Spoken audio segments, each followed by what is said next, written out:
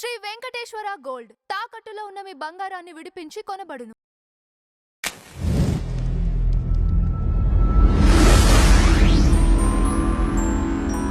తెలంగాణలో సర్వే చేయటం జరిగింది. ఈ క్రైస్తవులు ఎంతమంది ఉన్నారు? క్రైస్తవులు చేశారా, కాస్ట్ సర్వే చేశారా, కులగణన చేశారు? అదే కులగణన. ప్రవీణ్ పగడాల చనిపోయిన టైంలో చేశారు ఈ సర్వే. 1% కూడా లేరు అని చెప్పేసి అది వచ్చింది. తప్పమ్మా. స్వాతంత్రం వచ్చినప్పుడు దాంతో అదే రోజు దేశ విభజన కూడా జరిగింది. దేశ విభజన కారణాలు ఎన్ని అది వేరే మాట్లాడదు. దేశ విభజన ఏ ప్రాతిపదిక మీద జరిగింది? మత ప్రాతిపదిక మీద జరిగింది. కరెక్ట్. ముస్లింలు హిందువులు, అప్పుడు క్రైస్తవులు చాలా తక్కువ మంది అమ్మ, 1% కూడా లేరు. ముస్లింలు హిందువులు, ముస్లింలు ఏమన్నారంటే మేము హిందువులతోనే ఉండలేము అంటే, ఒక తమ్ముడు అన్నతోనే అన్నాడు నేను ఉండలేను. సో వాళ్ళు విడిపోయారు. విడిపోయినప్పుడు ఎవరి భాగం వాళ్ళు పంచుకున్న తర్వాత తమ్ముడు కానీ ఒక తమ్ముడు తన భాగం తీసుకుపోయి మళ్ళీ అన్నగారి భాగంలో తనకి ఏమన్నా హక్కు ఉంటుందా? ఉండదు కదా. అంటే విభజన అనేది పూర్తిగా జరగాలి కదా. కానీ అప్పుడు జరగలేదు. దానికి కారణాలు ఎన్నో ఉన్నాయి. సో జరగటం పోగా ఎవరెవరైతే ముస్లింలు అందరూ ఇక్కడ భారతదేశం మద్రాసు నుంచి మొదలు పెడితే బెంగాల్, మద్రాసు, యునైటెడ్ ప్రొవిన్సెస్, తర్వాత ఇవన్నీ అప్పుడు వాళ్ళు ఓట్లలో మాకు పాకిస్తాన్ కావాలని వాళ్ళు వేశారు.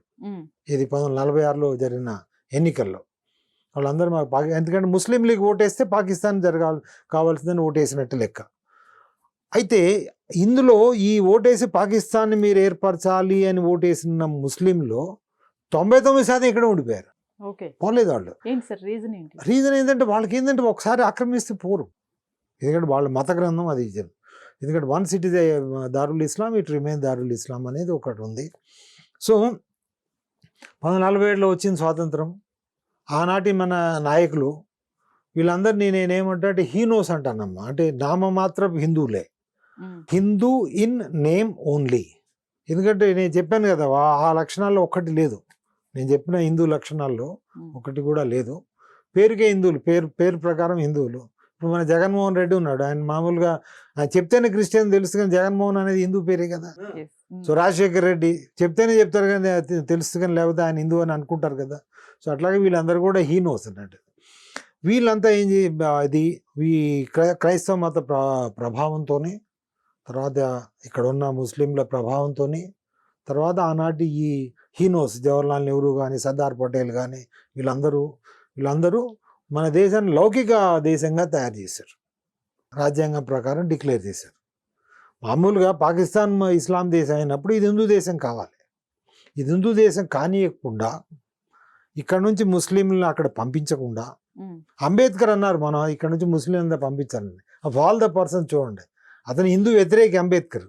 మనం చేసిన దాదాపుగా అన్ని హిందూ వ్యతిరేక పనులే. అయినా కానీ ఆయన ఏమన్నారంటే, మనం ఒక సిద్ధాంత పద్ధతి ప్రకారం మన దేశాన్ని విభజించినప్పుడు, ముస్లింలకు పాకిస్తాన్ ఇచ్చినప్పుడు ముస్లింలు ఇక్కడ ఉండడానికి వీల్లేదు కానీ ఆయన ఎవరు పట్టించుకోలేదు.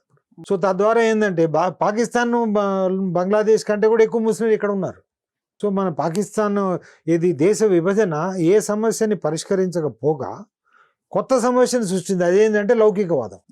భారతదేశాన్ని లౌకికవాద దేశంగా మన రాజ్యాంగం దాన్ని ప్రకటించింది. సో కాబట్టి ఇక్కడ హిందువులు ప్రస్తుతానికి మెజారిటీ ఉన్నా కానీ ఇది హిందూ దేశం కాదు. మనం చాలామంది హిందువులు చెప్పుకుంటారు ఇది హిందూ దేశం, కానీ చట్ట ప్రకారము రాజ్యాంగ ప్రకారం అది తప్పు. ప్రపంచంలో మనకి హిందూ దేశం అనేది ఎక్కడా లేదు. అసలు ఒకప్పుడు భారతదేశం కాకుండా ఈ హిందూ మతము లేకపోతే హిందూ రాజ్యము అని కొంతవరకు ఉండేది అని విన్నాను. అది ఎంతవరకు వాస్తవం సార్? అంటే మనము ఇది సంకల్ప మంత్రంలో చెప్తారు కదా, సంకల్పం అంటే ఏంటి? మనం ఒక పూజ చేసినప్పుడు మనం దాని మీద దృష్టి పెట్టి మనం ఆ పని చేయడం కోసం, దానికోసం అంటే భగవంతుడిని ఆహ్వానించాలి. ఎట్లా ఆహ్వానిస్తాము? పూర్తిగా విశ్వవ్యాప్తమైన భగవంతుడు మనం ఒక చోటు నుంచి ఎక్కడ ఉన్న ఇప్పుడు ఉదాహరణకి మీరు ఫోకస్ లైట్ పెట్టారు కదా, ప్రపంచం అంతా కాంతి ఉంది, మీరు నా మీద ఎందుకు పెట్టారు అంటే మనం ఇక్కడ ఇంటర్వ్యూ చేస్తాం కాబట్టి నా మీద ఆ లైట్ పడితే కరెక్ట్గా వస్తుంది, అంతే కదా.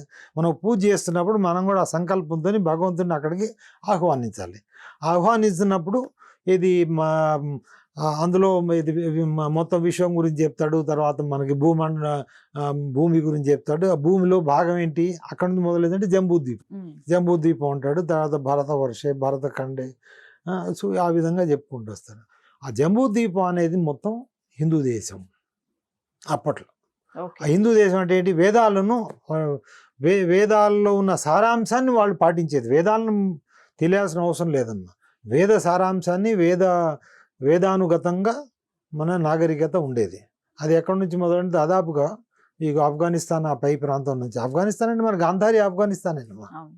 దుర్యోధనుడి తల్లి ఆఫ్ఘనిస్తాన్, శకుని కూడా ఆఫ్ఘనిస్తాన్. అక్కడి నుంచి మొదలు పెడితే మనకి తైమూర్ అంటే ఇది మన ఉత్తరం వైపు ఉంటుంది. ఎట్లా అంటే ఆఫ్ఘనిస్తాన్, ఇప్పుడున్న పాకిస్తాన్, భారతదేశం, Tibet, Nepal, Bhutan, Bangladesh, Burma, Myanmar, Laos, Vietnam, Malaysia, Indonesia, ఆ తర్వాత ఇది తైమూర్, మధ్యలో ఇంకా కొన్ని దేశాలు ఉండొచ్చు.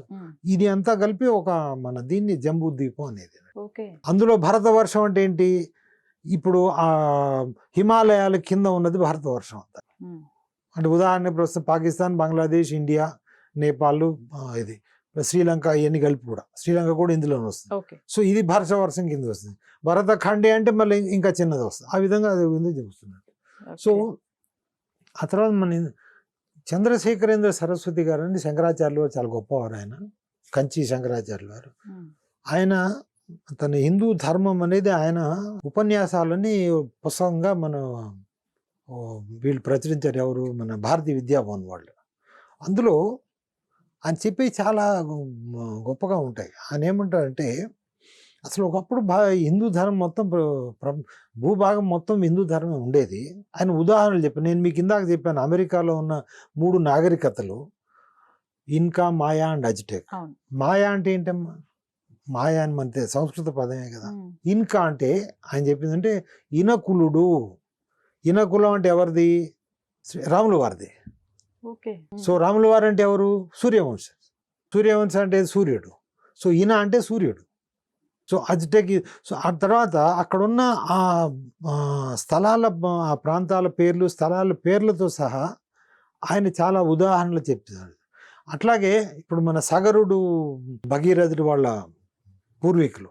సగరు అంటే పేరు ఏంటంటే సాగర్ నుంచి వచ్చింది. సో ఈ విధంగా ఆయన చెప్పారు. అయితే దానికి ఇంకా చాలా పరిశోధన కానీ రీసెర్చ్ చేయాల్సి ఉంటుంది. ఇక్కడ పాపం ఆయన ఏమో జరిగిపోయారు 103 ఏళ్ళకి. సో దాన్ని ముందుకు తీసుకెళ్లే వాళ్ళు ఇంకా ఎవరు రీసెర్చ్ చేయలేదు. అది చేస్తే తప్పకుండా వస్తుంది. ఎందుకంటే మూర్తి పూజ లాంటి, ఇప్పుడు మనకు మూర్తి పూజ ఉంది ఉదాహరణకి, విగ్రహారాధన. మీరు ఈ క్రైస్తవము, ముస్లిం తప్పిస్తే ప్రతి నాగరికతలో మీకు విగ్రహారాధన ఉంటుందమ్మ.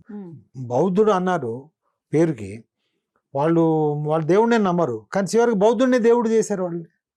వాళ్ళే బౌద్ధుడిని దేవుడు చేశారు కదా. అసలు బౌద్ధుడు చెప్పిందంటే దేవుడు అనేవాడు ఉన్నాడో లేడు మనకు తెలీదు అని చెప్పిన ఏదైతే మతంలో, ఎందుకంటే ప్రజలకి విగ్రహారాధన అనేది అవసరం. సో కాబట్టి చంద్రశేఖరేంద్ర సరస్వతి వారు చెప్పింది అందులో చాలా వరకు నిజం. ఎందుకంటే ఆయన అంత గొప్పవారు, మహనీయులు, ఆయన అబద్ధం చెప్పాల్సిన ఆయనకి అవసరం లేదు. సో ఒక విధంగా చూస్తే విశ్వాంతం మొత్తం ఇది హిందూ మతమే ఉండేది. సో క్రమేపీ అది క్షీణిస్తూ ప్రస్తుతానికి వచ్చింది. ఇప్పుడు ఎట్లా పరిస్థితి ఏంటంటే మనకి నిలబడడానికి స్థావరం లేదు హిందువులకు.